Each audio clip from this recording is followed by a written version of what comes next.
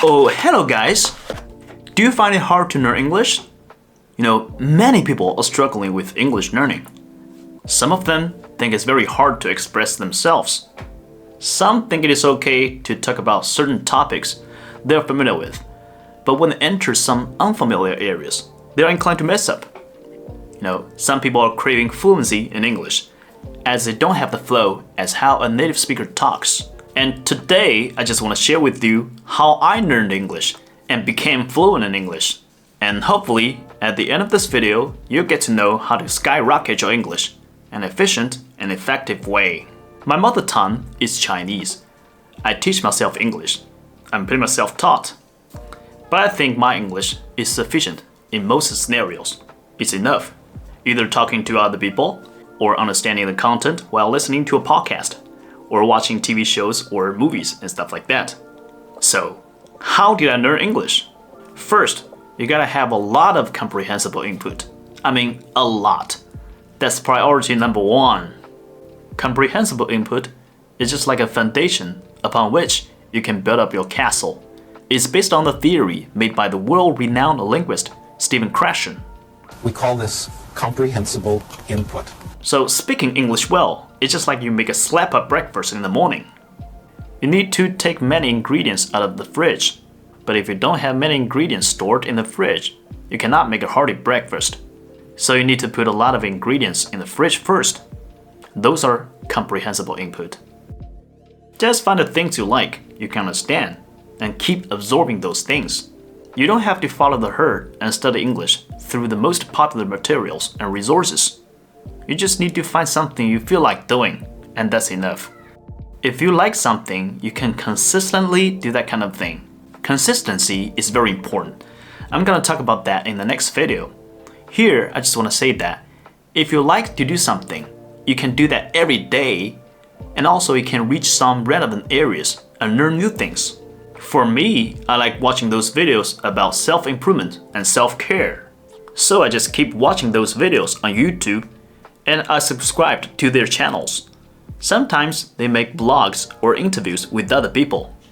I can learn new things through watching those videos, not just focusing on the area of self-improvement, but I can stretch to some adjacent areas as well, such as working out, productivity, interpersonal communication, and even entertainment.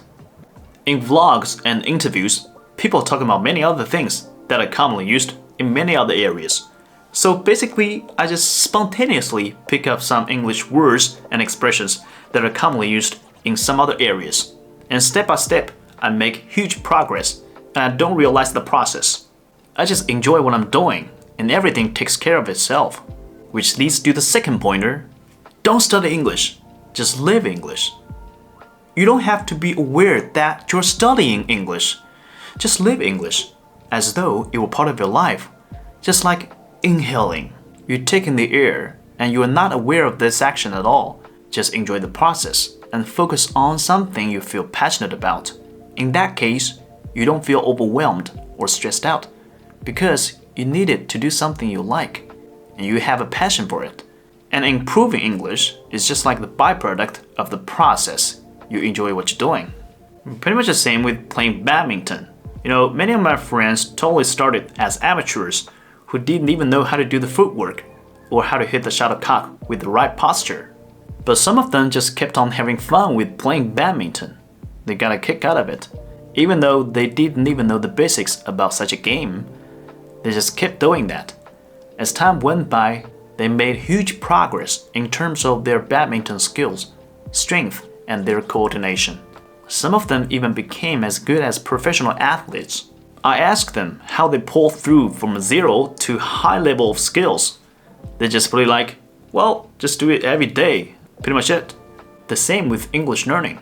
Just immerse yourself in English environments and take English as one of your friends. You eat with her, drink with her, walk with her, and have fun with her. Just live English and enjoy your life. Number 3, pronunciation. I know a lot of people say, hey, this is not important.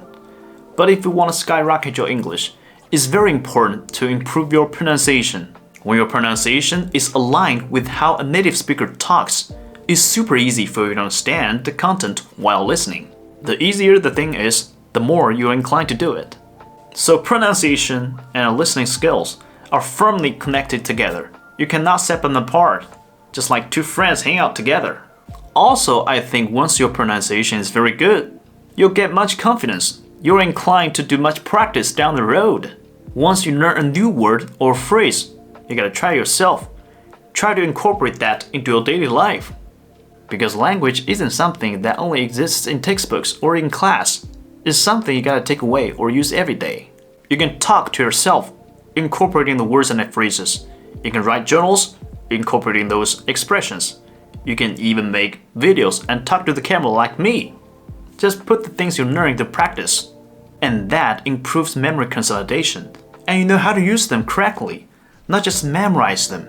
So let's do a little quiz here. In order to learn English well, it's better to... first, have a lot of comprehensible input. And then, live English instead of studying it. And then focus on pronunciation. And that also improves your listening and confidence as well. And whenever you learn new stuff, try yourself. Talk to yourself, or write journals, or shoot videos like me. As to some other techniques about learning English, I will just talk about them in the next video. If you like it, remember to share, like, and subscribe. And see you next time.